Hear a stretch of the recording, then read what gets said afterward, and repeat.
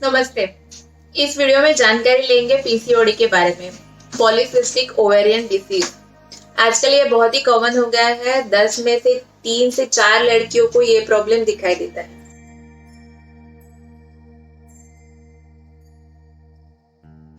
इसमें कौन से लक्षण पाए जाते हैं? सबसे पहला महत्वपूर्ण लक्षण है कि आपके जो पीरियड्स है वो इरेगुलर हो जाते हैं और देरी से आने लगते हैं।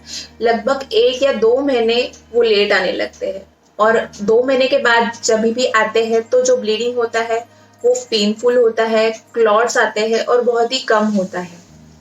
उसके साथ ही आपका वेट बढ़ने लगता है। आपके चेहरे के ऊपर अनचाहे बाल आने लगते हैं, पिंपल्स आने लगते हैं और बाल भी झड़ने लगते हैं।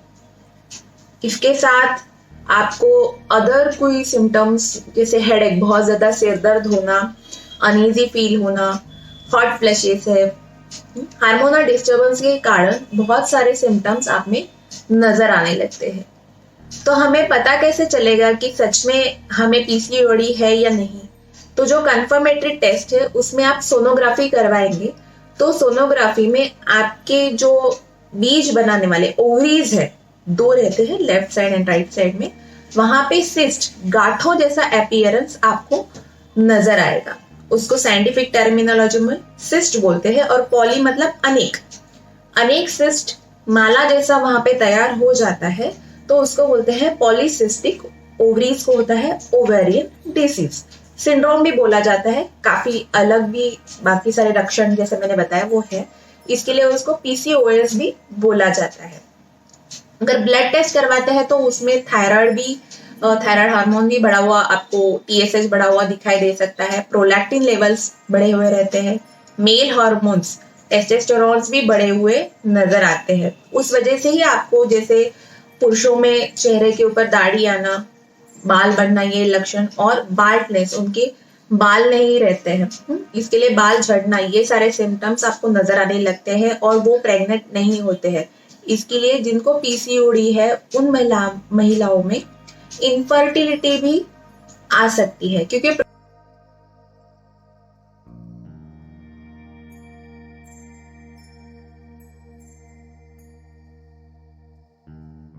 प्रोलैक्टिन नाम का जो हार्मोन है जब आप प्रेग्नेंट होते हैं तभी बढ़ता है, ना कि पहले। और ये क्यों बढ़ता है कि जब आपके पेट में बच्चा है तो आप दूसरा बच्चा कंसीव ना करें, इट जस्ट लाइक कॉन्ट्रासेप्शन। लेकिन अभी तो आप प्रेग्नेंट नहीं हो, फिर भी प्रोलैक्टिन लेवल बढ़ गई है, उस वजह से आपको प्रेगनेंसी नहीं रुकती है। तो ये एक महत्वपूर्ण कारण है पीसीओडी कि जिसमें इनफर्टिलिटी आपको हो सकती है। तो अगर पीसीओडी का इलाज आप करोगे तो आपका इनफर्टिलिटी का इश्यू भी सॉल्व हो सकता है।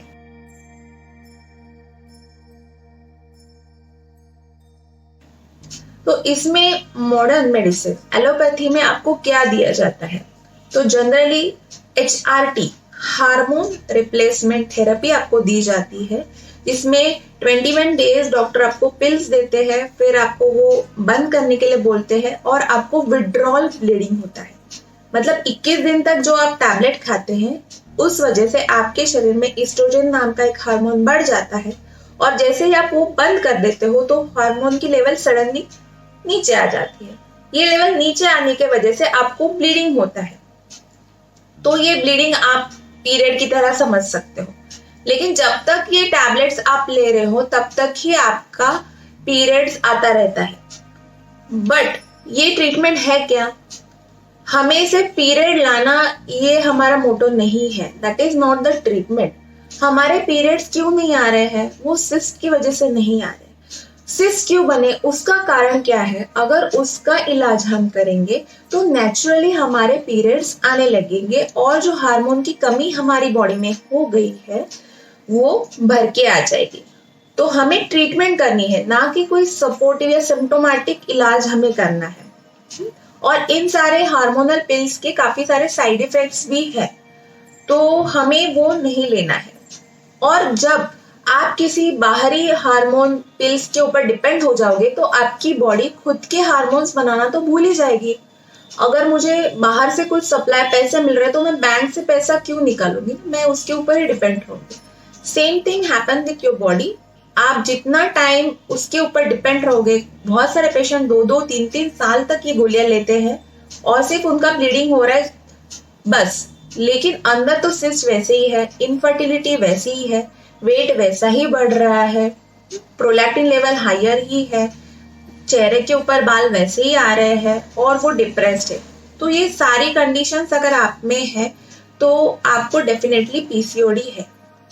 तो इसके बारे में आयुर्वेद क्या कहता है? तो पहले तो समझ लीजिए कि आपके ब्लीडिंग, आपका पीरियड मतलब क्या। आप जो खाना खाते हैं वो हजम होता है, उससे आहार रस बनता है और इसी रस से रज बनता है। रज मतलब जो हमें ब्लीडिंग होता है महीने के महीने, उसको रज बोलते हैं।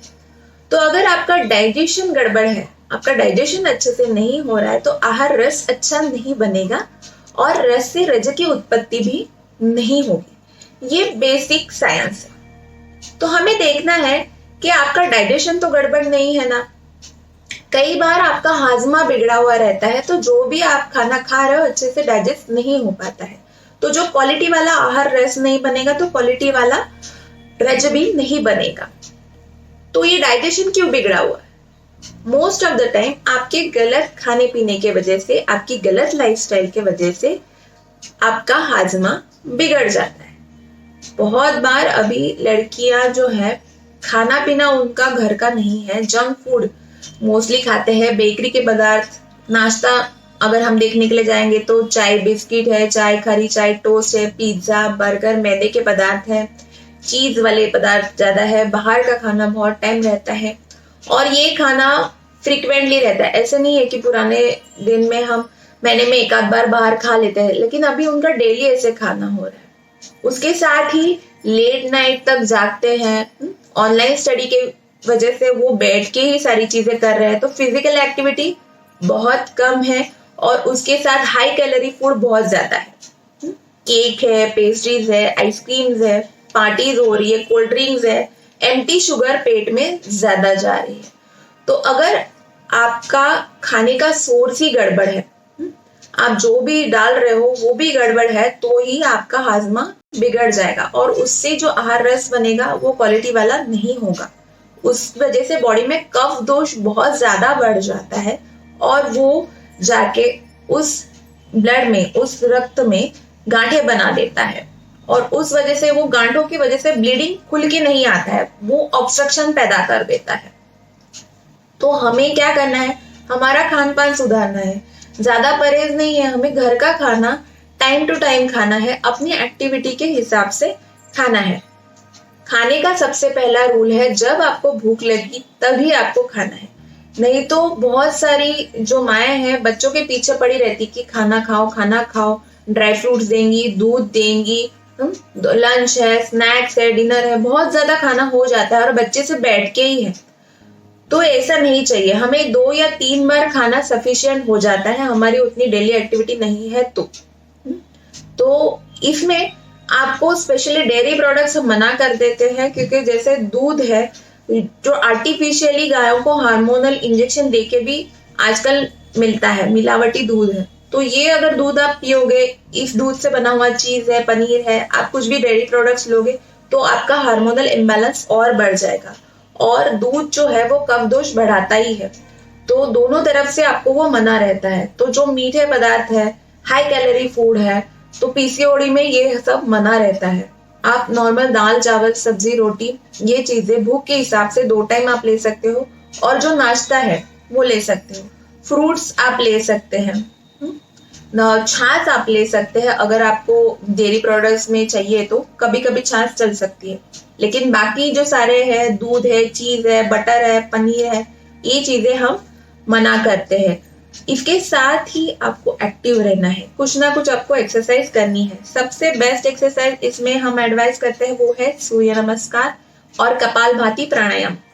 ये दोनों चीजों की वजह से आपकी बॉडी की फ्लेक्सिबिलिटी बढ़ती है, सर्कुलेशन बढ़ता है और आपका ब्लीडिंग अच्छे से होने लगता है। पवन मुक्तासन है, पश्चिमोत्तानासन है, धनुरासन है, ये कई आसन है, 2-3 आसन है जिसमें पेट के ऊपर आपका प्रेशर आता है। तो वो आपका यूट्रस के ऊपर प्रेशर डाल के वहां का एक इंटरनल मसाज जैसे आप बोल सकते हैं, और वहां पे जो ऑब्स्ट्रक्शन है जिस वजह से ब्लीडिंग नहीं हो रहा है और गांठें बन रही है, वो कारण भी दूर हो सकता है। तो lifestyle management and your diet playing a major role, तो इसके ऊपर आपको ध्यान देना है। अगर आप ये नहीं सुधारोगे और दुनिया के कोई भी ट्रीटमेंट आप लेने के लिए जाओगे, आपको रिजल्ट नहीं मिलेगा। और अगर आप ये फॉलो करते हो और कोई मेडिसिन नहीं भी लिया, तो कभी ना कभी आपका प्रॉब्लम सॉल्व हो ही जाएगा।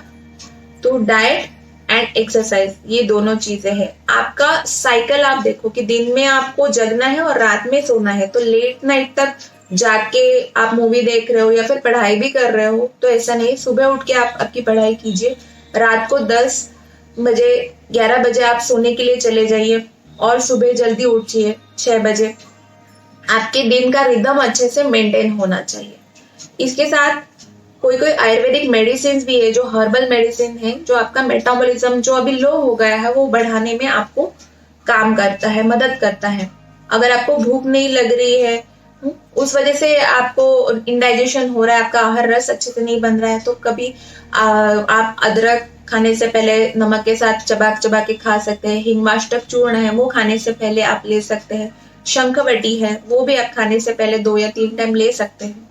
और खाने के बाद कुमारी आसव करके एक फेमस लिक्विड है, जो काफी सारे पीरियड ना आने या फिर डिलेड मेंस्ट्रुएशन में हम यूज कर सकते हैं, वो भी आप इसमें ले सकते हो। लेकिन ये सारे मेडिसिन अगर आप आपके आयुर्वेदिक डॉक्टर से कंसल्ट करके आपकी प्रकृति जान के शुरू करते हैं, तो काफी उसमें फायदा होता है, क्योंकि उसका डोज कितने टाइम लेना है, कितने दिन लेना है, आपका प्रॉब्लम कितना पुराना है, उसके ऊपर डिपेंड करता है, और वो हमें ध्यान में नहीं आएगा। तो better to consult with your Ayurvedic physician. सिर्फ कंसल्टिंग करवा लीजिए, बहुत कुछ उसमें रॉकेट साइंस नहीं है। एक बार आपको आपकी प्रकृति समझ में आ जाएगी, तो उस हिसाब से आप डाइट, आपकी लाइफस्टाइल, आपके मेडिसिन सारा मैनेज कर सकते हो। लेकिन अगर प्रॉब्लम बहुत ही पुराना है, बहुत साल पुराना है, 2 साल 3 साल पुराना है, आपको इनफर्टिलिटी है, तो उसमें पंचकर्म ट्रीटमेंट बहुत ही ज्यादा फायदेमंद साबित होती है, जिसमें डिटॉक्स हो जाता है। कौन से पंचकर्म आप करवा सकते हैं? बेसिक जो है इसमें वमन, अगर कफ दोष है आप में अधिक, या फिर आपका वजन ज्यादा है, मोटापा है, थायराइड का प्रॉब्लम है, तो वमन इसमें काफी उपयोगी साबित होता है। इसके साथ ही आप बस्ती नाम की चिकित्सा कर सकते हो। डेली आप नस्य कर सकते हो। नस्य में क्या होता है, वो डायरेक्टली आपकी पिट्यूटरी ग्लैंड है, जो मास्टर एंडोक्राइन ग्लैंड बोलती है, सारी बॉडी का हार्मोनल बैलेंस उसके अंडर है, तो उसके ऊपर जाके काम करता है। तो ये 3 पंचकर्म आप करवा सकते हो, जिसमें आपकी बॉडी डिटॉक्स हो जाती है। जो मेटाबॉलिज्म आपका लो हो गया है, स्टक हो गया है, उसमें काफी हेल्प मिलती है।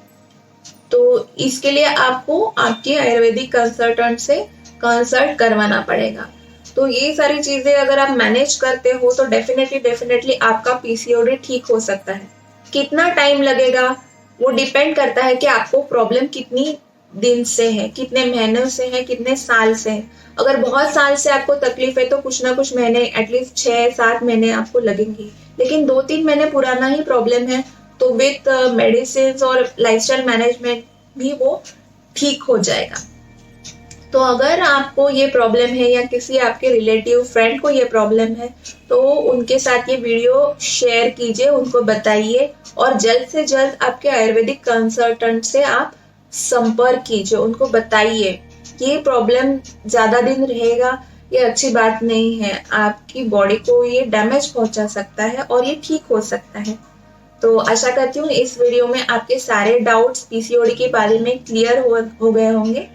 अगर आपको ये वीडियो पसंद आया है तो लाइक कीजिए, शेयर कीजिए, और हमारे चैनल को सब्सक्राइब कीजिए और बेल नोटिफिकेशन बजाइए। तो जब भी हम नया वीडियो बनाएंगे, तब उसका नोटिफिकेशन आपको मिल जाएगा। नमस्ते।